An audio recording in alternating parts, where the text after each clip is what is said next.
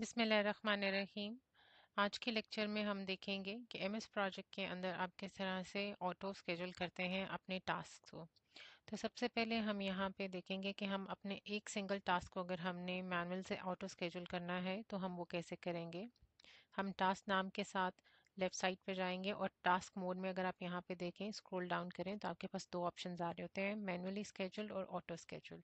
तो यहाँ से हमने उसको ऑटो स्केड्यूल कर दिया। अब अगर हम ये चाहते हैं कि हमारे ये तमाम के तमाम टास्क एक साथ मैनुअली से ऑटो स्केड्यूल हो जाएं तो आप इन सबको एक साथ सिलेक्ट करेंगे। सिलेक्ट करने के बाद आप यहाँ पे टास्क टैब में जाएंगे। टास्क टैब में जाने के बाद आप टास्क ग्रुप में जाएंगे। टास्क ग्रुप में जाने के बाद अगर आप यहाँ ऊपर देखें तो आपके पास ये दो ऑप्शन हैं। तो यहाँ से जाके आप उसको ऑटो स्केड्यूल कर देंगे तो आपके ये तमाम के तमाम टास्क एक साथ मैनुअली से ऑटो स्केड्यूल हो जाएंगे। एमएस प्रोजेक्ट में आपके पास एक और ऑप्शन होता है कि जब भी आप कोई नया टास्क क्रिएट करें तो वो बाय डिफ़ॉल्ट मैन्युअली स्केड्यूल्ड ना हो, वो ऑटो स्केड्यूल्ड हो। तो आप वो किस तरह से करेंगे? अगेन आप टास्क टैब में जाएंगे, टास्क ग्रुप में जाएंगे और यहाँ पे अगर आप देखें तो यहाँ पे आपके पास मोड का ऑप्शन है। आप जैसे मोड का ऑप्शन को क्लिक करेंगे तो आपके पास स्क्रॉल डाउन ऑप्शंस में दो ऑप्शंस आ रहे हैं, मैनुअली स्केड्यूल और ऑटो स्केड्यूल।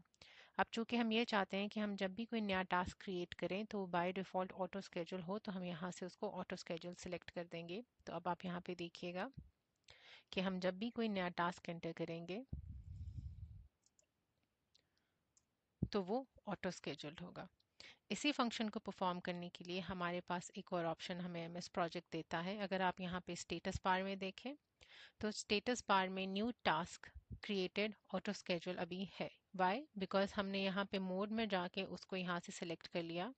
तो हम उसको दोबारा अनडू करके हम उसको मैनुअली स्केड्यूल कर देंगे तो आप देखेंगे स्टेटस बार पे उसका स्टेटस भी चेंज हो गया कि अब जब भी न्यू टास्क आप क्रिएट करें तो वो मैनुअली स्केड्यूल्ड है।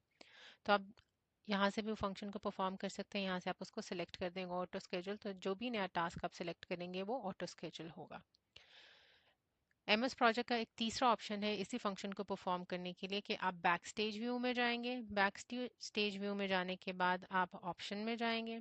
ऑप्शन में जाने के बाद आप स्केड्यूल में जाएंगे। स्केड्यूल में जाने के बाद आप थोड़ा सा स्क्रॉल डाउन करें तो selection scheduling option for this project, और यहाँ पे आपके पास मजीद दो ऑप्शन आ रहे हैं, all new projects and for this particular project.